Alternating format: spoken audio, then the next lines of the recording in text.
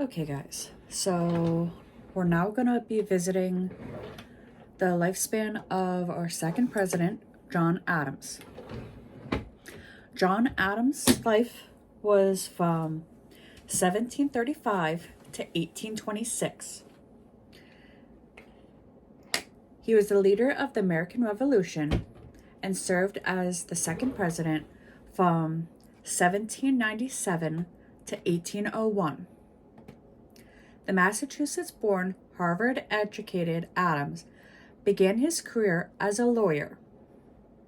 Intelligent, patriotic, opinionated, and blunt, Adams became a critic of Britain's authority on colonial America and viewed the British imposition of high taxes and tariffs as a tool of oppression.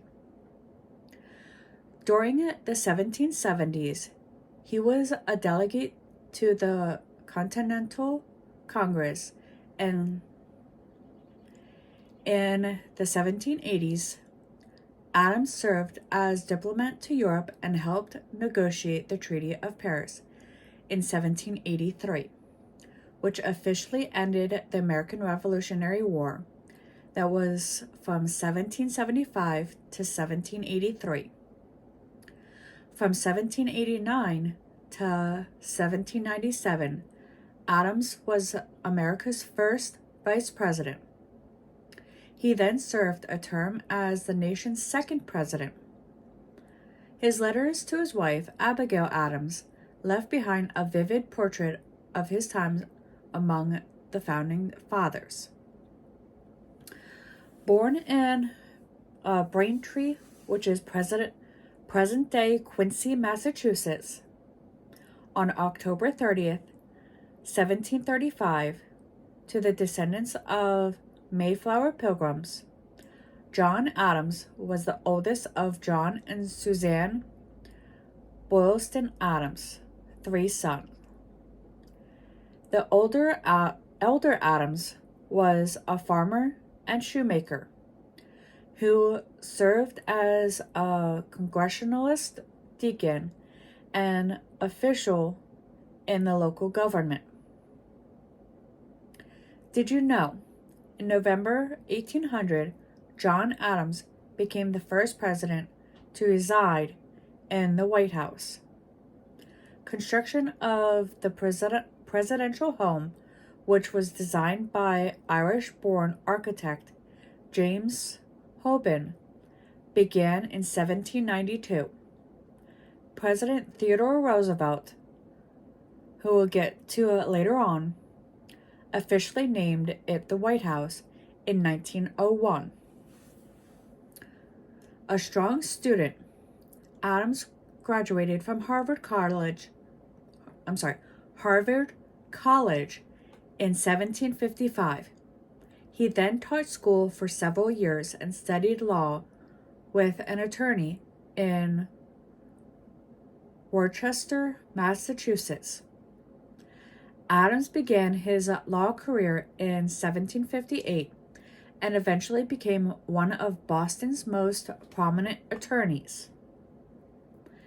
In 1764, he married Abigail Smith, whose life spanned from 1744 to 1818, a minister's daughter from Weymouth, Massachusetts, with whom he went on to have 6 children, 4 of whom survived into adulthood.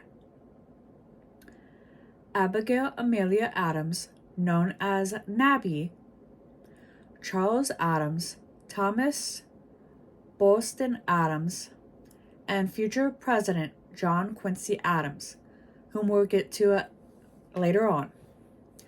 Abigail Adams would prove to be her husband's trusted confidant. Well-read and possessed of her own intellectual gifts, she corresponded regularly with Adams, especially when he was away in Europe for long periods of time. Surviving letters show her to be a pragmatic thinker and influential in her husband's career. During the 1760s, Adams began challenging Great Britain's authority in colonial America. He came to view the British imposition of high taxes and tariffs as a tool of oppression, and he no longer believed that the government in England had the colonists' best interest in mind. He was a critic of the Stamp Act of 1765, in which the British levied a tax on legal documents, newspapers, and playing cards in the North American colonies. Adams also spoke out against the Townshend Acts of 1767, which levied tariffs on goods such as paper, glass, and tea that were imported to America.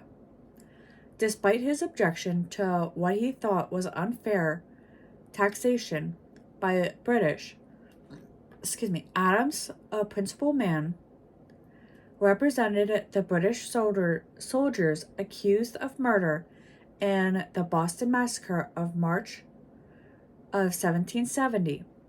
Adams wanted to ensure that the soldiers who were charged with firing into an unruly crowd of civilians in Boston and killing 5 people received a fair trial.